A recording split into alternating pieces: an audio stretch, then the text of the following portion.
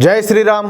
అందరికీ నమస్కారం. Welcome to news అఖండ. నేను మీ కస్తూరి శ్రీధర్. మిత్రులారా, మన జాతీయ భద్రతా సలహాదారైనటువంటి అజిత్ దోవల్ గారు ప్రధాని మోడీ గారితో అత్యంత కీలకమైనటువంటి సమావేశంలో పాల్గొన్నారు. సరే, అసలు ఏం జరిగింది ఏందనేది ఈ న్యూస్ ద్వారా మీకు చెప్పే ప్రయత్నం చేస్తా. ఓకేనా? పహల్గామ్ దాడి తర్వాత మన దేశంలో పరిస్థితులు వేగంగా మారిపోతున్నాయి. ఒక పక్కన భారత ప్రభుత్వం పాకిస్తాన్ను ఆర్థికంగాను, అదేవిధంగా సామాజికంగాను, రాజకీయంగాను ఒంటరిని చేయడానికి చూడటమే కాకుండా పాకిస్తాన్ను ఆర్థికంగా దెబ్బకొట్టడానికి అన్ని విధాల ప్రయత్నాలు చేస్తుంది. ఈ క్రమంలోనే పాకిస్తాన్ను ఫైనాన్షియల్ టాస్క్ ఫోర్స్లో గ్రే లిస్ట్లో చేర్చడానికి భారత ప్రభుత్వం శత విధాల ప్రయత్నాలు చేస్తుంది. అంతేకాకుండా పాకిస్తాన్కు అంతర్జాతీయ ద్రవ్యనిధి సంస్థ అయినటువంటి IMF నుంచి $7 బిలియన్ ఆర్థిక సాయం రాకుండా చేయడానికి మోడీ ప్రభుత్వం విశ్వ ప్రయత్నం చేస్తుంది. అలాగే ఏషియన్ డెవలప్మెంట్ బ్యాంక్ ద్వారా పాకిస్తాన్కు $5 బిలియన్ ఆర్థిక సహాయం నిలిపివేసే విధంగా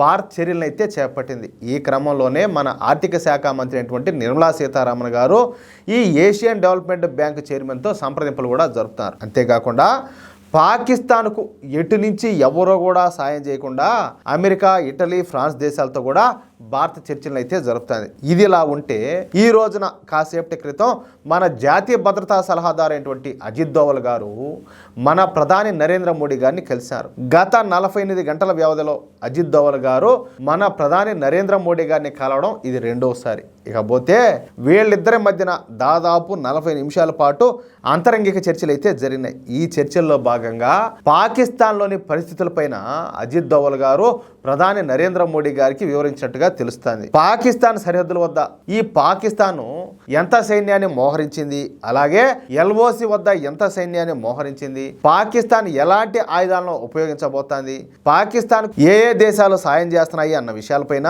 ఇరువురి మధ్యన చర్చకు వచ్చినట్టు తెలుస్తుంది. అంతేకాకుండా రేపు యుద్ధం అనేది ప్రారంభమైతే భారత్లో ఈ పాకిస్తాన్ సంకర జాతీయతలు కొంతమంది ఉన్నారు కదా, పాకిస్తాన్ కొత్తాసు బలికి వాళ్ళ ఈ పాకిస్తాన్ స్లీపర్ సెల్స్ వాళ్ళు ఏం చేయనుండారు, పాకిస్తాన్ మద్దతుదారులు ఎంతమంది ఉన్నారు, వాళ్ళు ఎక్కడెక్కడ ఉన్నారు, ఏ రాష్ట్రంలో పరిస్థితులు ఏ విధంగా ఉన్నాయి, ఏ రాష్ట్ర ప్రభుత్వాలు భద్రతా బలగాలకు సహకరించడం లేదు అన్న విషయాలపైన అజిత్ దోవల్ గారు ప్రధాని మోడీ గారికి కూలంకుషంగా పోసగుచ్చినట్టు మొత్తం కూడా వివరించినట్టు వార్తలు వస్తున్నాయి. ఇదిలా ఉంటే కేంద్ర హోంశాఖ కూడా అత్యవసర సమావేశాన్ని ఏర్పాటు చేసింది. ఈ సమావేశంలో ఒకవేళ పాకిస్తాన్ కనుక లేని ధైర్యాన్ని కూడగట్టుకొని బాలిస్టిక్ మిసైల్స్ ప్రయోగిస్తే ఎవరి మీద, మన మీద, అప్పుడు మనం ఎలాంటి చర్యలు చేపట్టాలా, ఎలాంటి ముందస్తు చర్యలు చేపట్టాలా అన్న విషయాలపైన దేశవ్యాప్తంగా మాక్ డ్రిల్ నిర్వహించేందుకు కేంద్ర హోంశాఖ యుద్ధ ప్రాతిపదికన చర్యలు అయితే చేపడుతుంది. రేపు మన దేశంలో నిర్వహించినటువంటి ఈ మాక్ డ్రిల్లో ప్రధానంగా మన యువకులతో పాటుగా సివిల్ మరియు డిఫెన్స్ వార్డెన్లు, అలాగే వాలంటీర్లు, హోంగార్డులు, NCC, NSS, అదేవిధంగా నెహ్రూ యువ కేంద్రాలు, కళాశాలలు, పాఠశాలల విద్యార్థులతో ఈ మాక్ డ్రిల్ను దేశవ్యాప్తంగా నిర్వహించనున్నారు. శత్రువులు దాడి చేస్తే అప్పుడు యువకులు ఎలా ప్రతిస్పందించాలా, స్వీయ రక్షణ, మన పొరుగు వారిని ఎలా కాపాడాలన్న విషయాలపైన అవగాహన అయితే కల్పించున్నారు. అది ఏ విషయమా, దీన్ని బట్టి అర్థమవుతుందా ఏదో జరగబోతుంది అనేసి, అది కానీ ఆ టైమే తెలియడంలా ఏ విధంగా దెబ్బ కొట్టబోతారో అది ఎప్పుడు మొదలవుతుంది అని చెప్పి ఆ క్షణం కోసం కళ్ళు కాయలు కాస్తాయి, తలకాయ నిప్పొస్తుంది ఆలోచన చేసి మీకు ఎట్టనాదో కానీ. కొంతమంది అనుకుంటా ఉంటారు, ఎన్నిసార్లు చెప్తావురా స్వామి, చెప్పింది వాళ్ళు ఎప్పుడు రా నాయన దాడి చేస్తారు, నువ్వు చెప్పడమే కానీ వాళ్ళు దాడి చేసేట్టుగా కనపడ్డా లేదని చెప్పి కూడా కొంతమంది మాట్లాడతారు, కామెంట్లు చేస్తున్నారు. ఏమే కాదియా, మనము ఏదైనా ఏ పక్కూరితోనో లేకపోతే ఇంకొకరితో ఏదైనా ఒక క్రికెట్ మ్యాచ్ ఆడాలంటేనే దానికి ఏదో పెద్ద ప్లానింగ్ చేసుకొని పోతాం.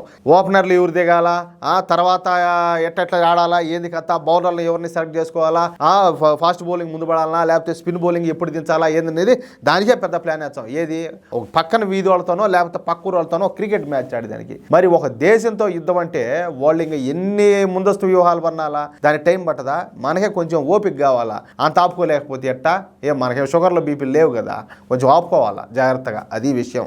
మిత్రులారా, ఈ న్యూస్ కనుక మీకు నచ్చినట్లయితే ఖచ్చితంగా ఈ న్యూస్ను నలుగురికి షేర్ చేయండి. అదేవిధంగా ప్రతి ఒక్కరు కూడా మీ యొక్క అమూల్యమైన అభిప్రాయాలను ఖచ్చితంగా కామెంట్ చేయండి. అలాగే ఇంతవరకు మీరు కనుక మన ఛానల్ను సబ్స్క్రైబ్ చేసుకున్నట్లయితే ప్రతి ఒక్కరు కూడా మన ఛానల్ సబ్స్క్రైబ్ చేసుకోండి, సపోర్ట్ చేయండి ప్లీజ్. జై శ్రీరామ్, జై హింద్.